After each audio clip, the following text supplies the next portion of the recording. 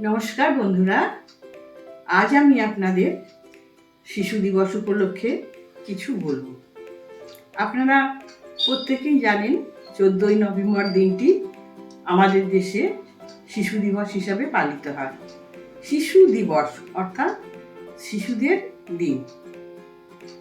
আমার মতে বলে শিশুদের একটি বিশেষ কোনো দিন হয় না।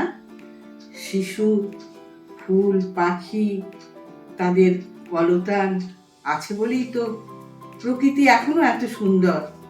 কবির ভাষায় মরিতে চাহি না আমি সুন্দর ভুবনে। তাই একটি বিশেষ দিনকে শিশু দিবস হিসেবে উদযাপিত করা, এর মধ্যে এমন কোনো বিশেষত্ব নেই। প্রতিটা দিনই শিশুর দিন, কিন্তু এই দিনটিকে বিশেষভাবে উদযাপিত হয় আরেকটি কারণে। এটি হলো আমাদের দেশের প্রথম প্রধানমন্ত্রী জওহরলাল নেহরুর জন্মদিন।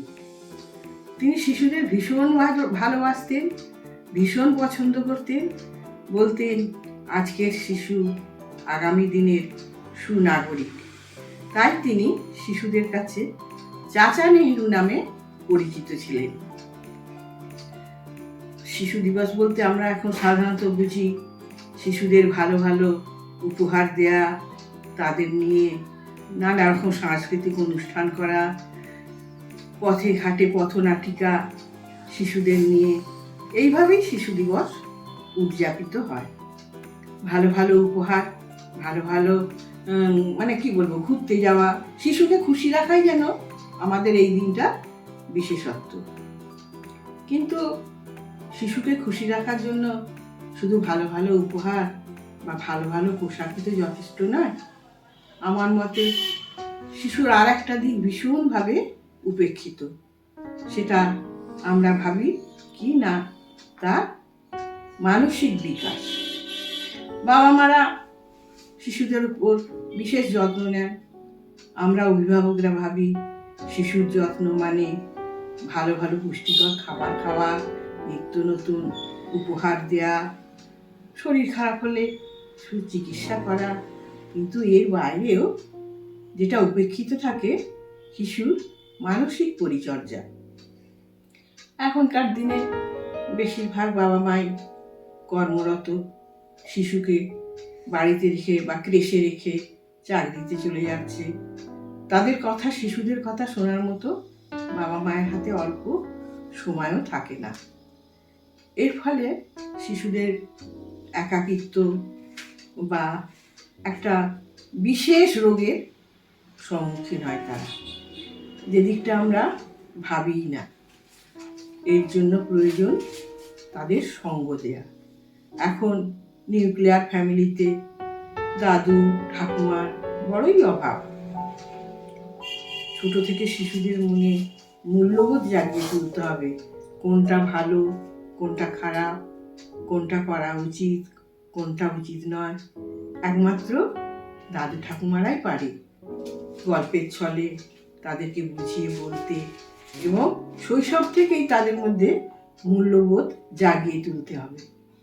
তা নাহলে ওই রবি ঠাকুরের তোতা কাহিনীর মতো কিছু কথা শিখবে, তারা না শিখবে সামাজিক আচার আচরণ, না কারোর সঙ্গে সহজে মিশতে পারবে। সর্বোপরি তারা এই খাঁচায়বদ্ধ জীবনটায় একটা মানসিক রোগের শিকার হবে। সেই জন্য আমার মতে যে উপহার, আদান প্রদান, শিশুর প্রতি যত্ন, এগুলোর সঙ্গে সঙ্গে আমাদের তার মানসিক বিকাশের দিকে বিশেষভাবে লক্ষ্য রাখতে হবে। এত কিছু বলার পরেও দেখুন, এখনো তো আমরা প্রায়ই দেখি খবরের শিরোনামে শিশু শ্রম, শিশু নির্যাতন, পারিবারিক হিংসার জন্য শিশুর মৃত্যু।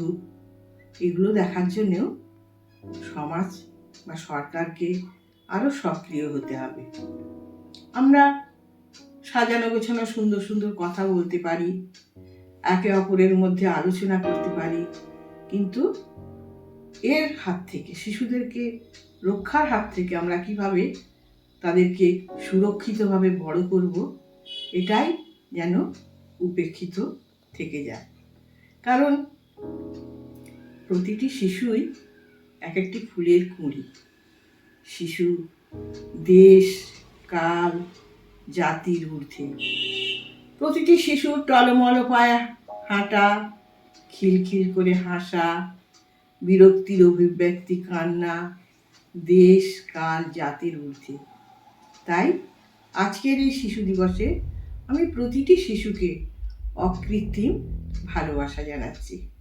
কারণ আজকের শিশু ফুলের কুঁড়ি। তারাই একদিন প্রস্ফুটিত হবে, সুনাগরিক হবে, দেশকে পরিচালনা করবে। সেদিকে আমাদের বিশেষ যত্ন নেওয়া দরকার। তার জন্য কি করতে হবে? শিশুদের যত কিছু প্রতিবন্ধকতা, তাদেরকে আমাদের হাত ধরে শেখাতে হবে। এগিয়ে নিয়ে যাওয়ার জন্য অনেক অনেক পথ তাদের সঙ্গে অভিভাবক হিসাবে আমাদেরও থাকতে হবে।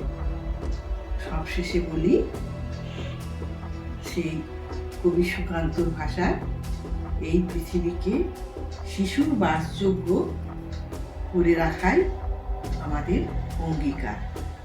নমস্কার। শিশু দিবস উপলক্ষে আমার বক্তব্য এইটুকুই। আপনাদের কেমন লাগলো অবশ্যই জানাবেন।